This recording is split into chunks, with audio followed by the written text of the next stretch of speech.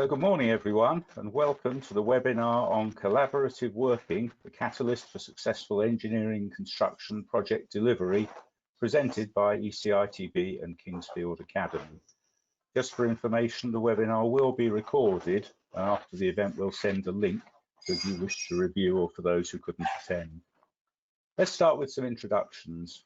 I'm Steve Franklin, I'm Head of Products for ECITB, and I'm the product owner for the Project Collaboration Toolkit, which we'll mention a number of times during the webinar.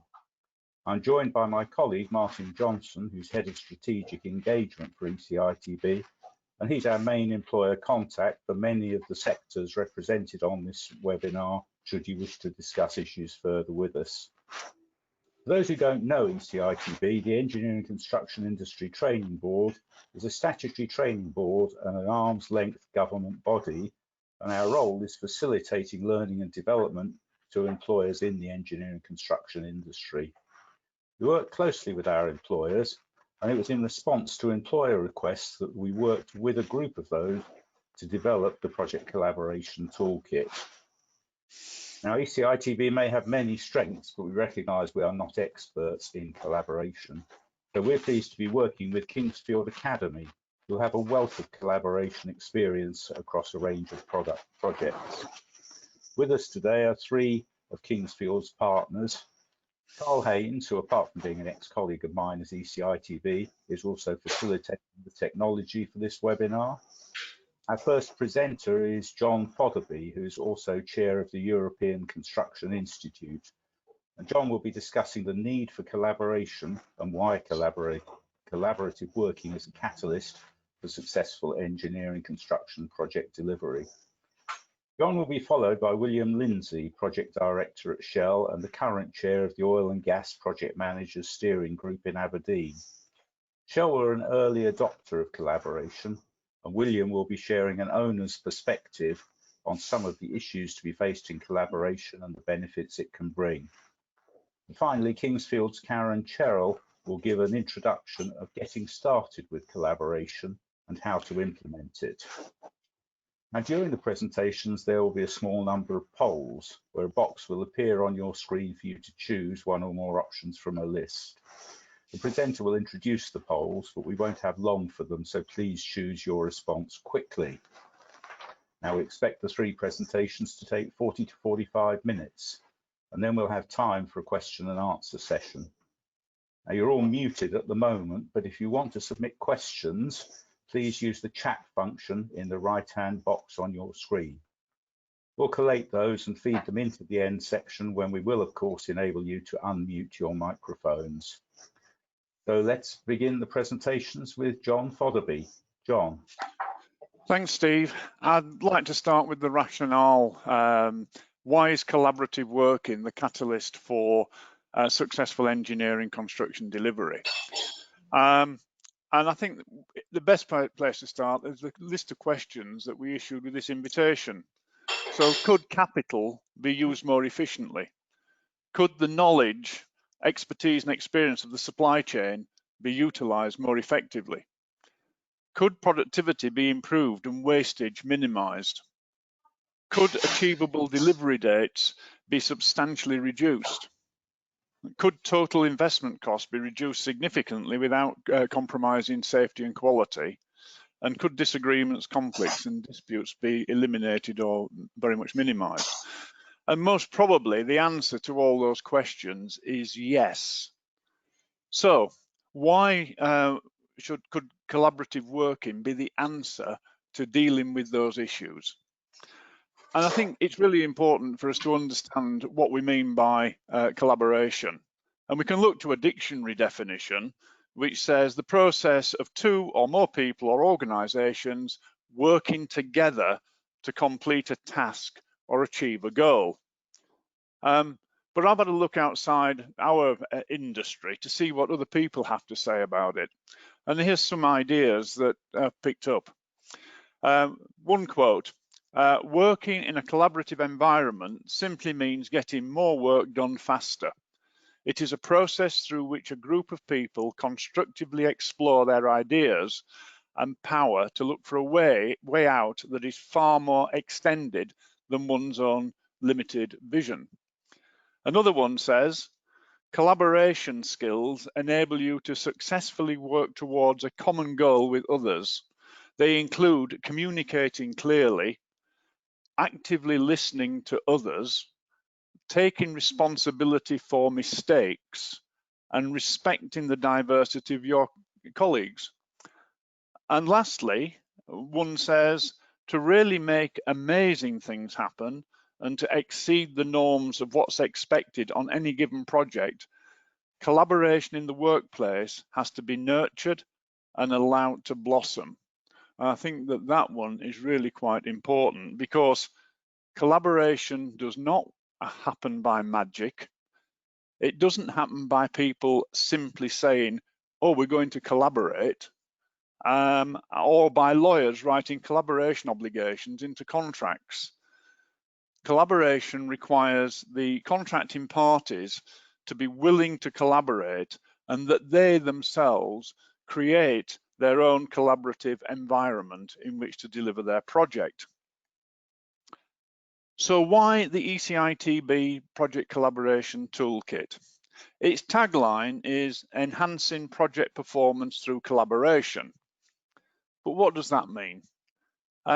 What are the objectives in enhancing project performance? I suggest that these probably include the following: eliminating or significantly reducing wastage, significantly improving productivity. And we have to remember that for the last 25 years, productivity in this industry has either stagnated or declined. So it's a major problem. Eliminating or significantly reducing duplication of resources. That means eliminating man marking between the different contracting parties. We have a declining amount of resource in the industry, therefore we need to use it much more efficiently and effectively. We need to improve safety and quality continually. More equitable distribution of project risk, a procedure that allows the party that is best able to manage risk to take it, rather than passing it to the one that's least suspecting. Shorter and reliable predictable delivery times, lower and reliably predictable investment costs, and minimizing disputes. So many people will say that collaborative working in the building and civil sector has been around for more than 20 years, but there's not been a significant adoption on projects. There's been some, but it's not common. Therefore, we must ask the question, what is different with the ECITB Project Collaboration Toolkit? In the building and civil sector, the focus initially was on collaboration contract, but without the means or know-how to actually implement collaborative working on projects. The idea was, we say that we're contracting and it has to happen. And I think that's one reason why there hasn't been a massive uptake. So, Carl, I'd like us to call up a poll, if you can, please, on what are the barriers to collaboration? What could prevent your organisation from adopting collaborative working? Is it mindset, an unwillingness to try it, a lack of know-how for implementation, lack of experienced people, a need to know more about collaboration, or are you unsure about cost and time to implement?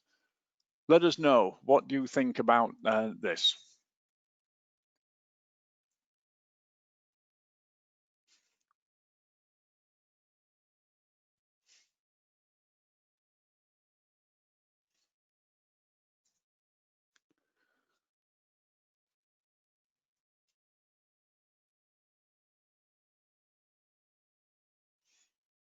Right, Carl, what have we got? That's interesting, isn't it? Unwillingness to try it is the leader. Yes, mindset. And I think that I would agree with those participants who are saying that.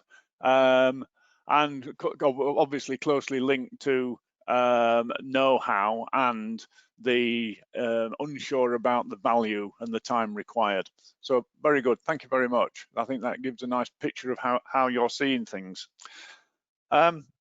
The ECITB Project Collaboration Toolkit provides the means and know-how for collaborative working on engineering construction projects.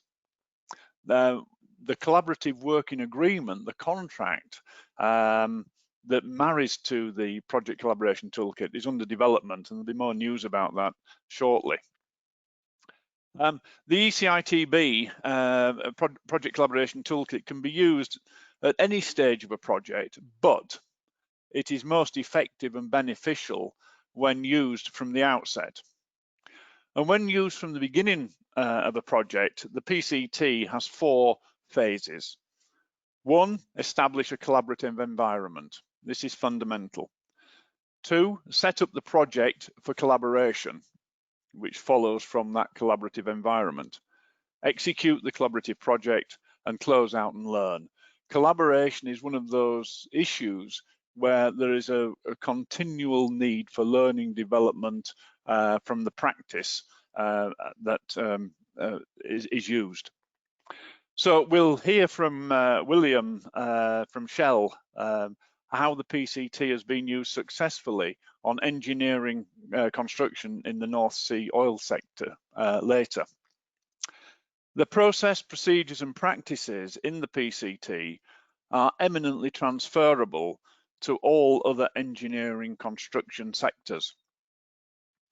Finally, there are currently many other good individual initiatives being practiced and developed that are geared to enhancing project performance, such as advanced work packaging, building information modeling, digitalization in all its forms, artificial intelligence, off-site factory manufacturing, etc. There are very many, there's probably 20 odd different initiatives currently set up to improve project performance. Interestingly, they all have a common feature. To maximize their potential and obtain the greatest benefits, all require collaborative working between project participants.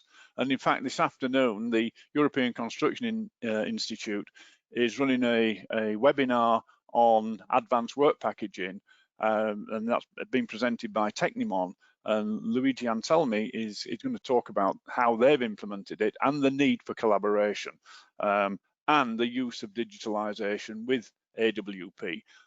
These things all come together. In today's business and market environment, collaborative working is not a nice to have in my view. It's essential for those organizations who want to use capital more efficiently, utilize the knowledge and expertise of their supply chain, minimize wastage and improve productivity, substantially reduce delivery times, reduce total investment costs significantly, and improve safety and quality. And finally, avoid or at least reduce the amount of conflict and disputes.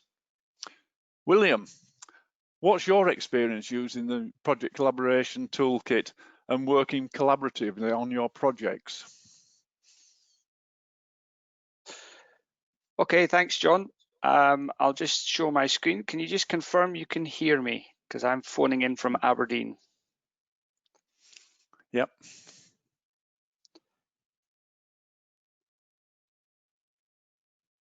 Okay, great stuff. So thank you very much, John. My name's William Lindsay. I work on the Brent Decommissioning Project, which is a large field that we are progressively decommissioning. I'm also the chair of the Oil and Gas Project Manager Steering Group, which is closely associated with the ECITB. And I always like this picture here because it shows the successful completion of a particular activity, in this case, transferring a 25,000 ton platform from offshore onshore, but it was done involving many different people. And you can see just from the different color of hats and uniforms of the individuals in front that it does take a significant number of different organizations to deliver complex activity these days. And what we try and do with collaboration is to encourage everyone to work together so that we achieve the same common goal. And you can see very clearly the expressions of satisfaction and fun as well. So over the next 15-20 minutes, I hope to basically just share a bit of background about the Project Collaboration Toolkit, where it came from, and what some of the benefits are. As John showed in the poll, one of the greatest hurdles initially is explaining why to a larger organization. What is the actual benefits? Because when people don't see the benefits of doing something, they are generally reluctant to change. So that willingness to embrace collaboration is one thing that we're going to try and share here. So at ECITB, we up in Aberdeen have formed this group, steering group of project managers focused primarily in the oil and gas industry, and we're a volunteer group, and we try and support skills development and competence in the project management within the oil and gas industries. We're all volunteers. I'm the current chair. It's a revolving chair position. And as you can see, the members are very varied across the industry, and they include large operators, medium and small operators, tier 1 contractors, major global contractors, as well as specialists as well. And then we have a membership from the Association of APM, and then industry groups like Oil and Gas UK as well. And also the regulator participates as well, Oil and Gas Authority. And what we try and do is we develop a number of different work areas or work groups covering areas of competence, collaboration, leadership, and then once every 2 years we run a conference. And we also have a larger reference group of 50 to 60 individuals, which we use as a sounding board for developing different activities and deliverables. So in competence, for instance, we run a large mentoring scheme and help people get through their industry competence development. Under collaboration, we've been working this for a few years, and that's primarily the deliverable is the Project Collaboration Toolkit, which we'll be talking about today. So the Collaboration Toolkit was launched in 2016, and it is specifically named as a toolkit. So it is not a procedure, it is not a process, it's not a manual, it's a toolkit. It's something that you can use, and like all toolkits, if you use it properly, it can benefit you. If you don't use it, it's probably of less value as well. And it is something that you can dip in and out as well. But the real value of using the toolkit is indeed what John says, is moving it from the project initiation. And then after a couple of years, we got some feedback, and edition 2 came out late last year as well. And one of the benefits of what we wanted to establish with the toolkit was to demonstrate that a lot of collaboration is not required just on or see benefits just in oil and gas industries. It is across all industries and engineering construction projects as well. So let's start with another poll. So Carl, if you can put the poll in, and it's just a quick definition.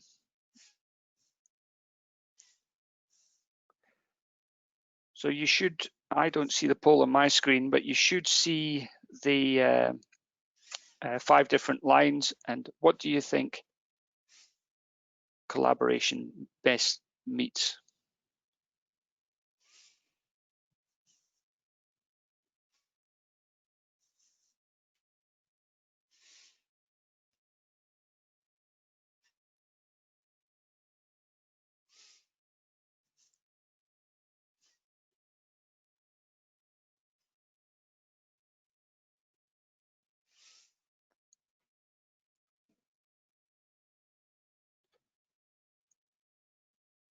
Okay, so when do we see the results of the poll? So William, perhaps I can help you here in the background, because I think you're being blocked by your PowerPoint. So what we've ended up with is 77% have said that they believe collaborate means to work together for a common end. 4% believe it to negotiate and work with others, and 19% have elected to work in partnership. Nobody has selected that collaboration should mean to clash or disagree, or to exchange news and information. Okay, thanks, Carl. So that's that's interesting. So thanks for that. It's just to get your brains working a little bit, because we use a number of words describing working together, all beginning with the word C. So to work for a common end, that's largely about cooperation. Let's improve this. So if people or organizations cooperate, then generally you can get some good outcomes in whatever you're trying to deliver. Clash and agreeing is more about conflict, and then energies are put into let's argue about whose is right. Communication is all about talking, which is good, and coordinate is negotiating, work with others to get this done. But collaboration is all about working in partnership, and it is real partnership, and that's when all members of the partnership are continually looking to find a better way of doing things. So why collaborate? So initially in the oil and gas sector in the UK continental shelf, there was a report issued by Sir Ian Wood all about how we can maximise our economic recovery of our oil and gas reserves in the UK. And a big review was done on our ability to be able to do that. And the lack of collaboration was very evident in the industry. So if we have operators and main contractors and subcontractors, if you look at those three groups, per project, we were finding that only one of those parties was winning in the delivery of a project. So either the operator got a good price and the contractors made nothing, or the subcontractors made lots of money and the main contractors and the operator didn't.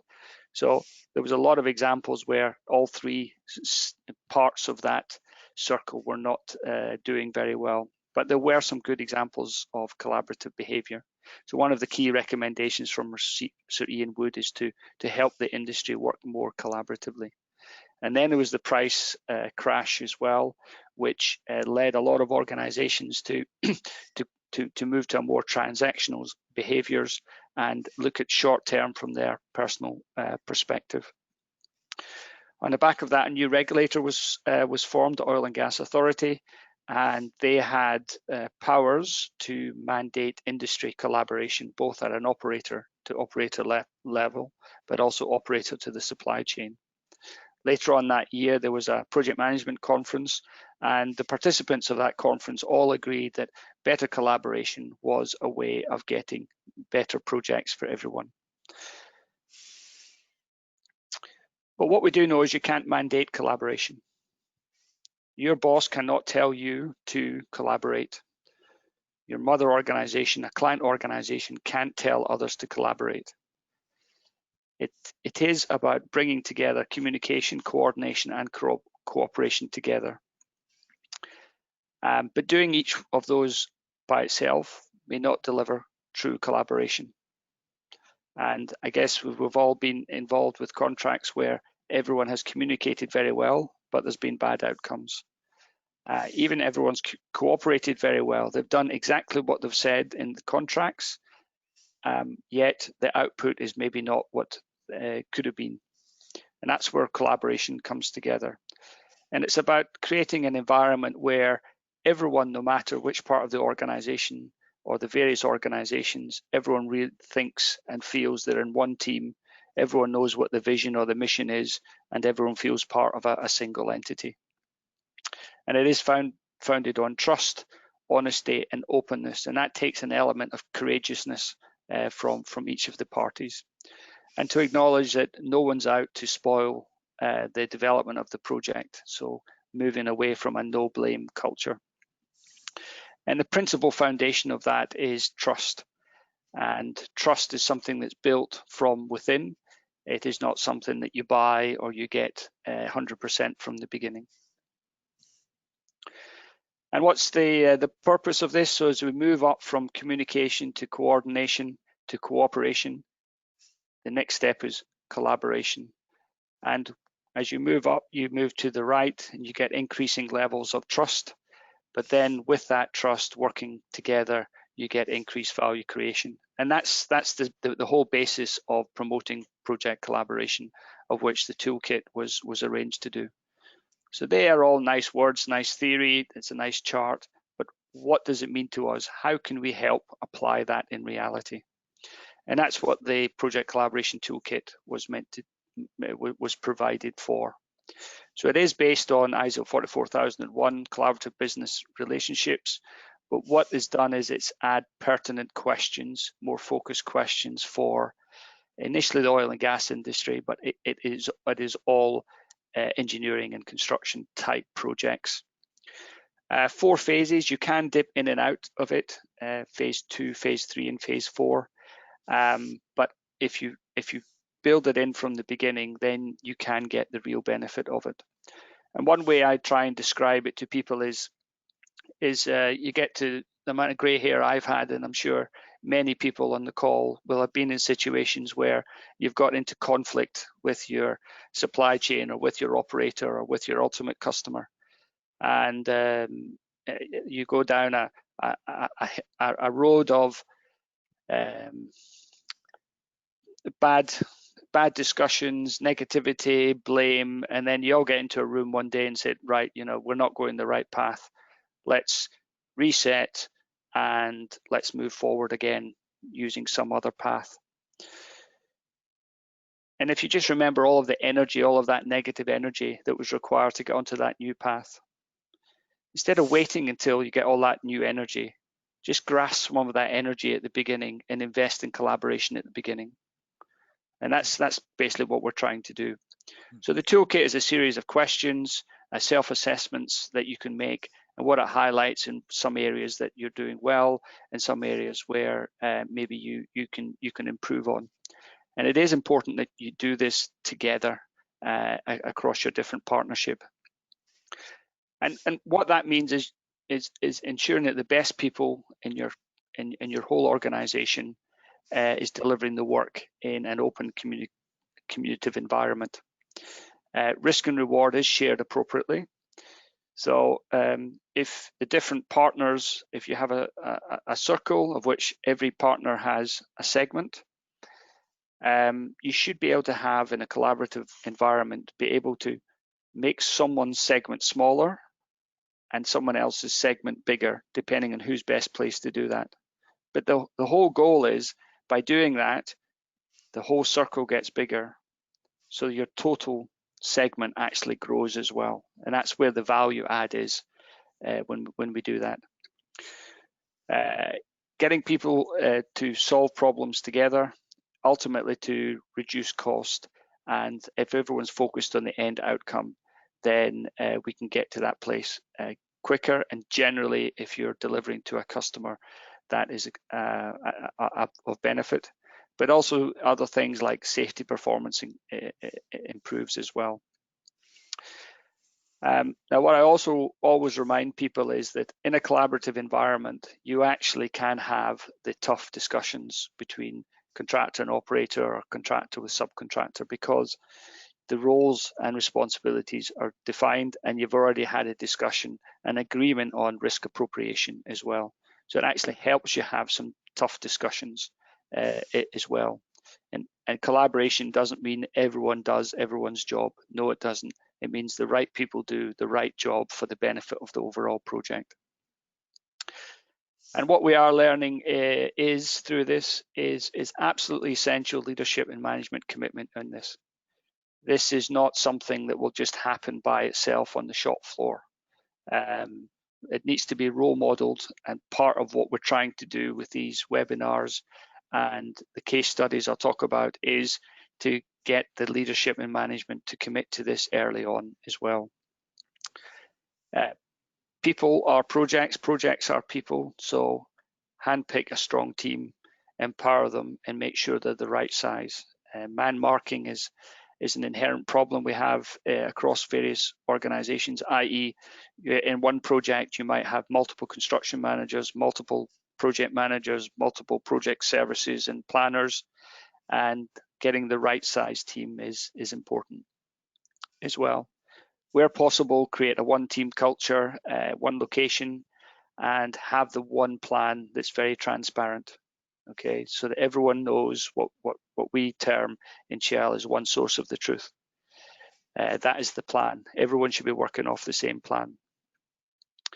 And then we use behavioral and safety charters.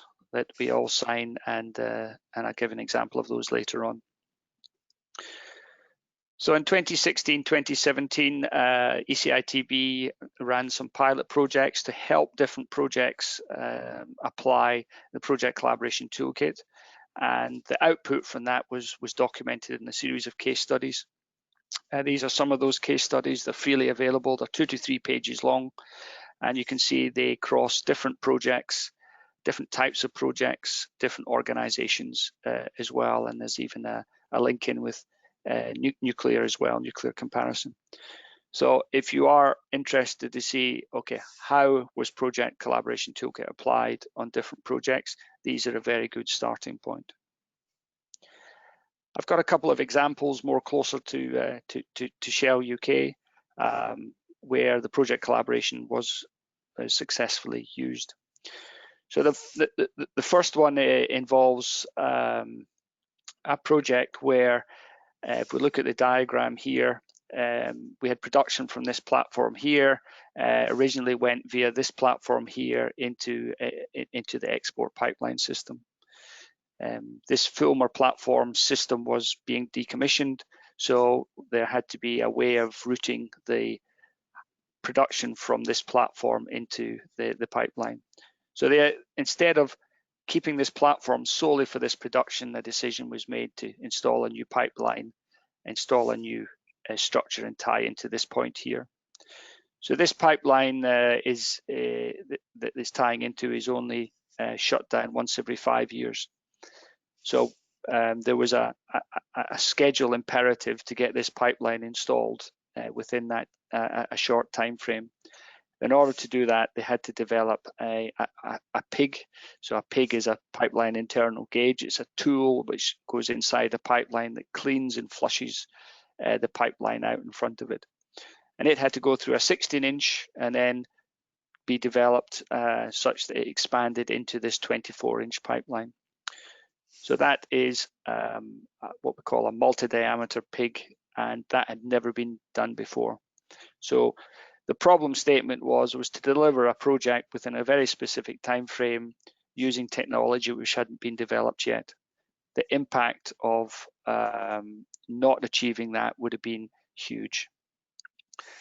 So a collaborative working environment needed to be created between different operators of the pipelines, but also an industry group set aside to develop this PIG, and you can see photographs of that in the bottom left. For this, a behavioural charter, here's an example that was made, and it basically talks about how we're going to work together to deliver this outcome, which the outcome was of benefit to everyone, but if it didn't happen, there was a significant value loss for a number of different parties as well. So there's one example where it worked well. My second example is Brent Bravo decommissioning. So Brent Bravo is one of the 4 platforms on Brent, and decommissioning is all about, after stopping production, is to make the platform safe and remove it to shore for dismantling and recycling.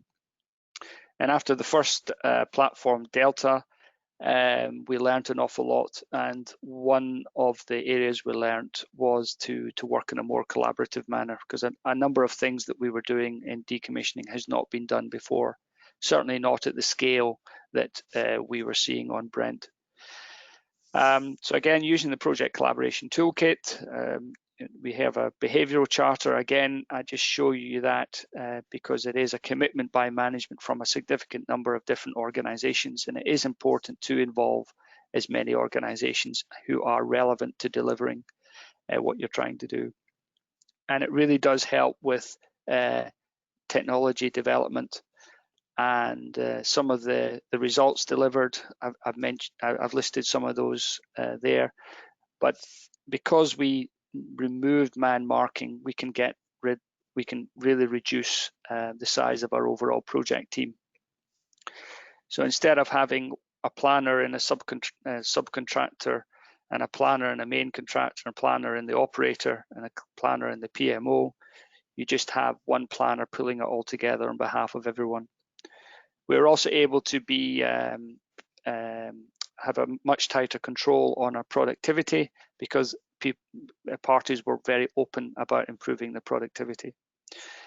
As a result, we could afford to incentivize the workforce to work in a more efficient manner. And the benefit for that for the operator was that we managed to downman ahead of schedule. And then the running costs of that platform significantly reduce. There's a collective sense of achievement and pride for all. And as a result, and sometimes underplayed, is that if you have a collaborative working environment which does work, it does buy you future work as well. Because why would people change a winning team as well? So I guess in conclusion, what we really have learned is that opportunities for direct comparisons are rare, because a lot of the engineering projects that we have in various industries, they are to a certain extent unique. But if you are doing projects on a case-by-case basis, there is evidence to support you can make up to 40% on a like-for-like project using collaboration and using the benefits of that. And there isn't any reason why that can't be repeated through other projects as well. There are case studies out there for you to look at. So it's not just one particular organization. And the more we do it, the more firms, companies use it as their main way of operating, the more individuals who agree to it, then it will be this virtuous circle of success on delivering projects here in the UK and beyond. Thank you very much.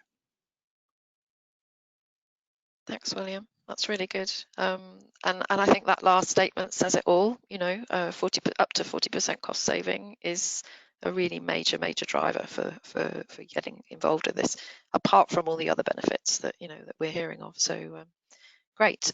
Carl, would you be able to just run with just a very quick, very simple poll based on what you're hearing so far? Do you think collaborative working is applicable to your organisation and projects? And whilst you're also thinking about that, if you do have any questions for any of us, and it's great to be able to have access to William here from Shell, then please type them in the questions box so that we can pick them up after I've had a short dialogue with you over the next few minutes. Okay, so what's the feeling there, Carl? Do we think it's applicable? Yes, so overriding yes, and a few no's, and there are situations where collaborative working isn't the right choice. So it's not trying to force fit a one-size-fits-all approach. And maybe yes, and I would hope that there are questions and inquiries and curiosity about this, so that we can see what happens. You can find out a bit more about it. So I think Carl's going to make me presenter now, so that I can share my screen. So just a second, I'm just going to put my presentation up, which I'm hoping, can you see that, everybody? Yep. Can you see that, Carl? Yes. Yes, wonderful, thank you. So I'm just going to spend a few minutes now just saying, okay, we've heard all this good stuff. We've heard the benefits, we've heard the rationale, we've heard the history. So what is it? What could we do? How could we get started? This is a 4-stage process. I say you don't have to use all the 4 stages, and you can start at any point on your project. The toolkit itself is free to download if you go to the ECITB website, and we'll send you a link to it anyway. So it's completely free to download. This is the book here that William was showing. What you will notice as you go through it, it's not a replacement for how to project manage your job or how to set up your job. It's everything that connects to collaboration. And the focus here is very much on the personal behaviours, the interpersonal behaviours, the relationships. That's where William was talking about. You can't mandate this. You can't force collaboration on people. You need to create a collaborative environment, and that requires an effort. It's not going to happen on its own. And one of the first things you have to do with that is under the toolkit, it's 1.1, the very first item on the toolkit is to appoint a collaboration champion. And that comes from the project lead entity. So somebody like Shell would appoint a collaboration champion who is going to be that person that really sponsors this, that gets extremely familiar with what this requires, and is being that oiling the wheels of collaboration through the whole supply chain. So that's one of the first things that needs to happen. And that's because, and with this focus on behaviours, is because we've all been involved in projects, and if we could just turn the handle and it was a machine and we deliver projects, that might be okay. But actually, it's people that deliver projects, and the people are connected to many different of their colleagues, people in their supply chain. There's this whole network of relationships, and whenever we do analysis about where projects go wrong, and Kingsfield have got a lot of experience in where projects go wrong, we'll find that it's the relationships that are breaking down. It's the relationships that are causing the problem. Very rarely something like the contract or anything like that. And we kind of have, we're going to use a number of tools, offer a number of different suggestions, look at different interpersonal skills. And one of the kind of areas that William mentioned as well was about, the foundation of collaboration is trust. And when that trust breaks down, and this is a potential route where it can break down, that's when we find that we end up in very difficult situations where we've got people defending their positions. We've got a real polarization, and what we're trying to do, and what the Project Collaboration Toolkit is definitely trying to do, is focus right from the beginning on something like the interests of the parties. And we know that there are some common interests of the project. Often something like the schedule is a very common interest in a project, but there are also conflicting interests, and having dialogues about those kind of interests. So, the employer has got a long-term, maybe 25-year plus role in any particular project.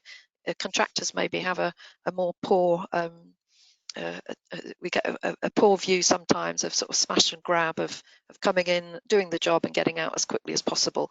And what these interests are, when they emerge, they have got the potential to either build the team and really collaborate and move to a more of a win-win position, or they've got the potential to create conflict. And this is where we would do a lot of work, particularly when we're defining the key interests and the behaviours that are going to drive collaboration, in order that we all achieve we understand each other's interests, but we also work together. And how we can facilitate this all the way through the project is by looking at both the commercial risk. So, a lot of people may be thinking, the Project Collaboration Toolkit, maybe this is all about soft skills, about, holding hands, about avoiding conflict, etc. But as William's highlighted, and many of the case studies that have happened so far have highlighted, actually, this saves money. It reduces the schedule. You need less man marking. And the commercial risk, therefore, is dramatically reduced. And that's what we're all looking for in this industry. And with the next recession already on the horizon, we need to find better ways, as John was saying at the beginning, to reduce the capital costs on our projects and reduce schedules. So we've got various interventions that could happen to support the toolkit. But one of the key things that weaves all the way through the project life cycle are the relational issues. So building trust, enabling healthy conflict. So William was talking about, this doesn't mean that we never have any difficult conversations, but how do you have conversations in a constructive manner and make sure that potential areas for conflict are raised as early as possible. And we will build on some of these, and we'd like to invite you to sort of a future webinar where we'll talk about that in more detail. So you've expressed that you're interested.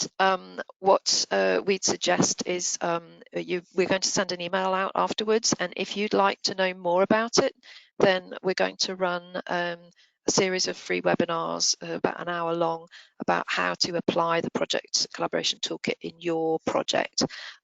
Very much with lots of questions from you, lots of answers from us, hopefully. If you decide that it's for you or that you'd like to try it, and I would suggest, why not choose a pilot a project? We can support you at Kingsfield, ECITB. I'm more than happy to support you and guide you through the process. We can provide elements of training for something like the collaboration champion, the project managers, lead engineers, because they're the skills that we can develop, the interpersonal skills in particular that we believe are critical for the success of this, probably need some encouraging and development. So what we'd like to do is, we're really enthusiastic about this. I've been in this industry for 30 years, as I'm sure my colleagues on the call have, and I'm sure you guys have. And I think intuitively we know that this should be able to work. It's struggled, and some of the particularly the contractual strategies that underpin it have driven parties to conflict even when they want to collaborate, and that's what John's going to be talking about a bit later. And we're going to have some more webinars on a new collaborative working agreement, which is going to support this, and it's really exciting.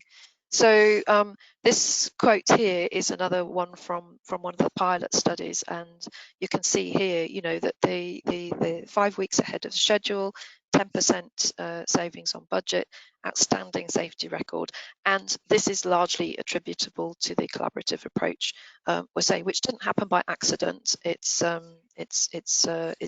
was deliberately created and sustained on this project. So that's all I wanted to say, and I would like to maybe hand back to John at the moment and see if we've got some questions, and if not, I'm sure we've got some questions for William as well.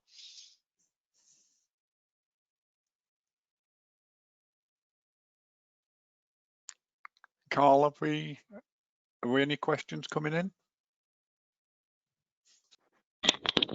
Yes, John, I've sent them across to you, but would you like me to read them out instead? Yeah, so everybody's Okay. got a view on what's been asked, yeah?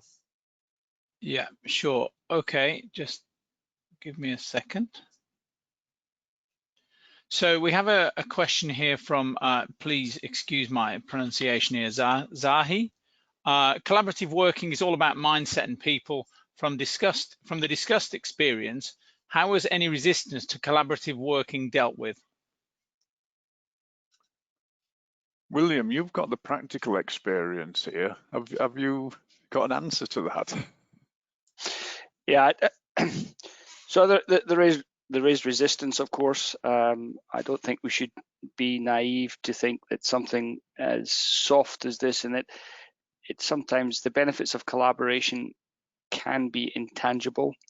So if it's your leadership who are not willing to invest, then I think some of these case studies should help with that.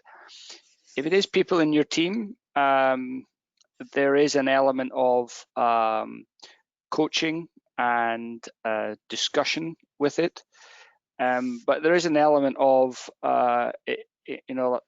like any individual, if there's a bad apple on your project team, have a think about it, because collaboration works more if everyone is collected or collective in it. And it's not a panacea. It's not like yeah, one day we're collaborative, the next day we're not. It is an environment that evolves over time as well.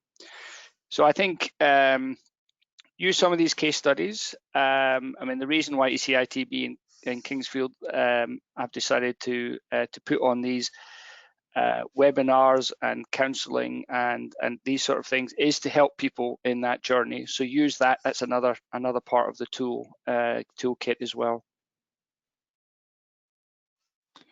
So I think what you're saying is that phase 1 of the toolkit is really quite important to create that environment and to get people focused. Yes, and setting your collaborative champion at the beginning is quite important. So I am actually a collaborative champion in a number of our different projects as well, and setting that, and it's not even expectation.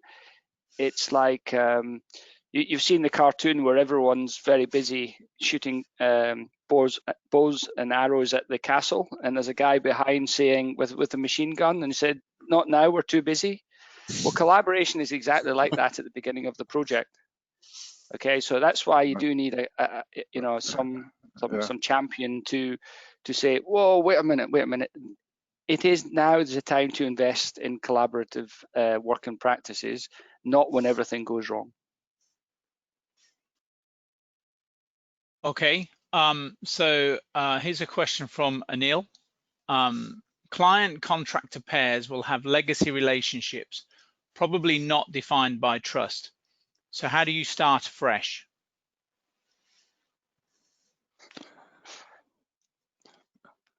I think, can I deal with this first? And you've got some thoughts on this as well, Karen, because it's part of our whole process.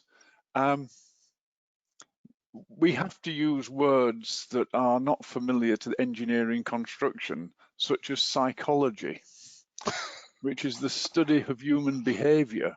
And that's exactly what we're talking about. And in fact, the toolkit is dependent upon human behavior, where people can actually collaborate together. So in simple terms, well, it's not simple at all, but simple language, people have to be counseled and coached. Yes, people have fallen out, but they don't have to remain falling out. There are ways and means of developing those relationships as long as the people themselves are willing. This is the fundamental, and it's the fundamental that goes through the organizations as well that need to work with this project collaboration toolkit. They need to be willing to collaborate. So if you've got the willingness there, then you're on the road and people can be coached and counseled to overcome historical differences and very, very, strong positions of dislike, if you like, where people don't get on, but it can be overcome as long as the willingness to overcome. Have you any thoughts on it, Karen? Yeah, I guess I've got two thoughts. I think particularly if you're coming from, say, you've got historical relationships, I think, and I absolutely applaud William and Shell for the leading position that they've been taking in this, is that the initiative really has to be driven from the top down. It has to come from everybody, but if it's not supported by the ultimate operator or the owner, then I think it's much more difficult to push from the bottom up. So that's one thing.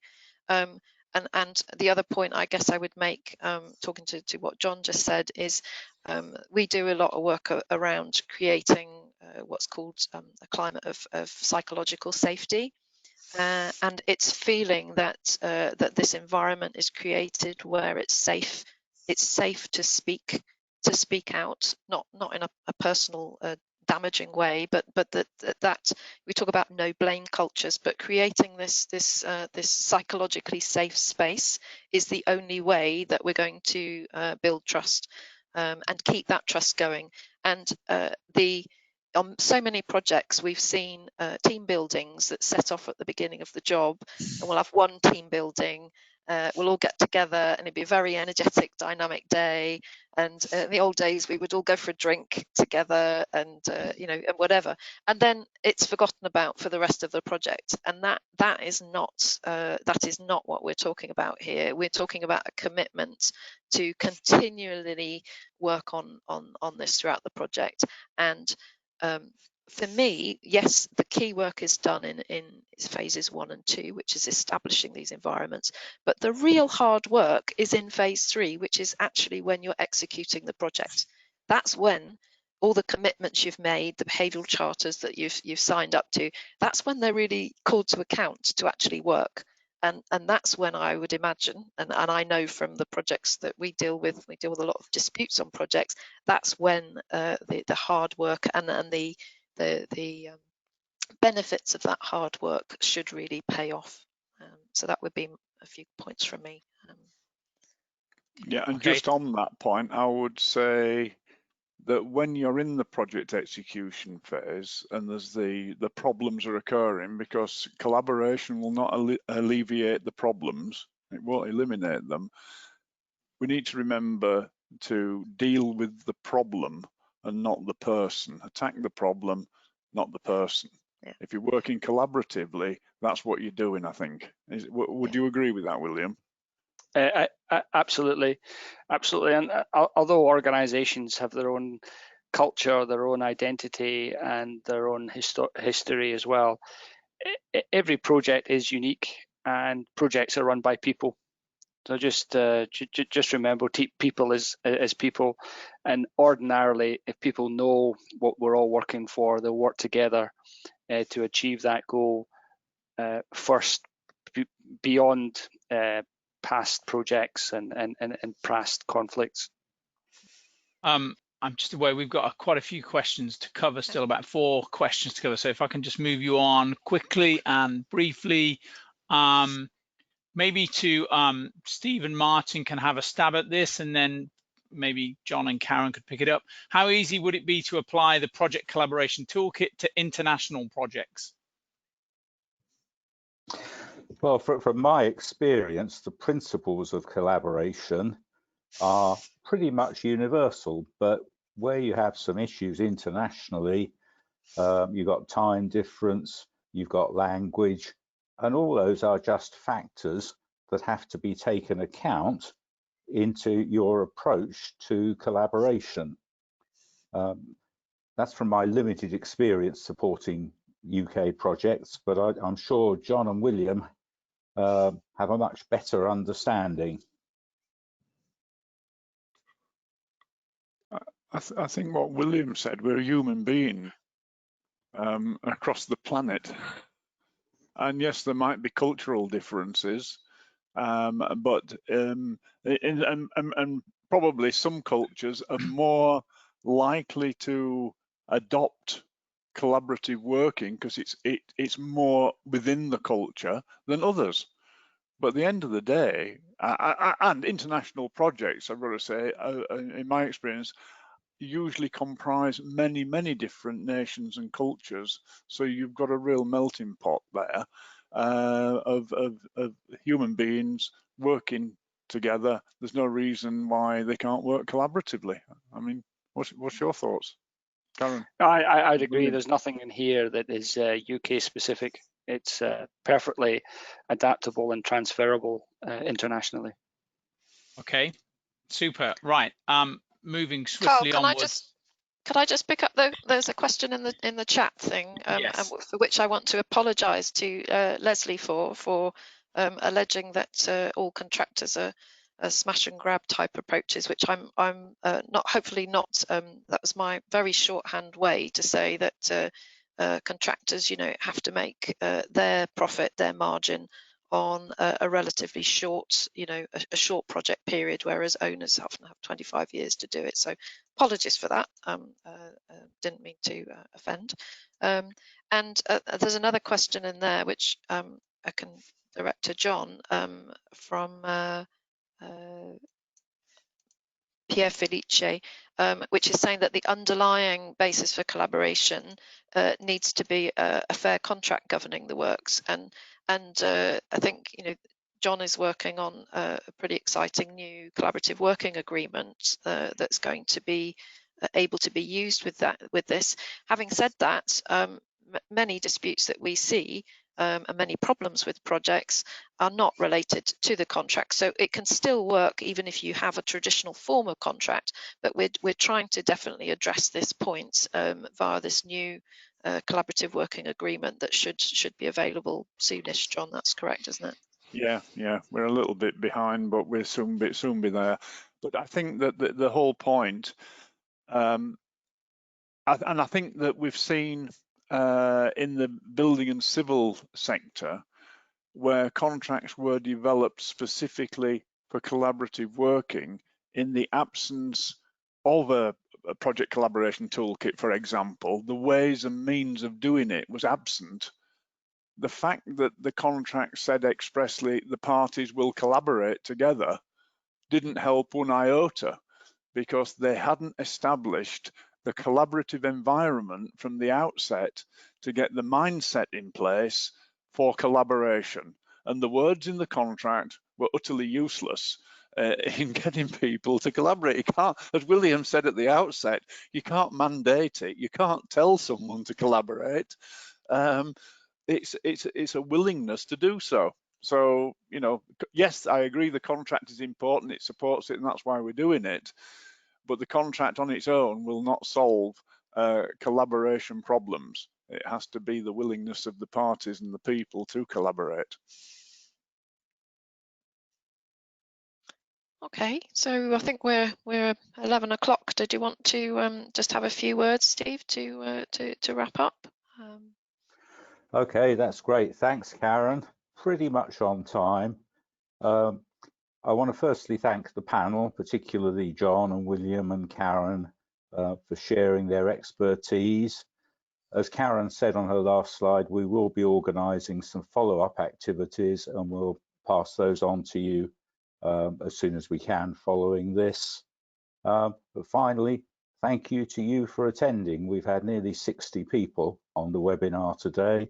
We really hope you found it useful, and if you have any questions, do get in touch with us and we'll be pleased to deal with you on any questions that you might have. So that ends the webinar. Thank you all very much indeed. Thank you and bye. Bye.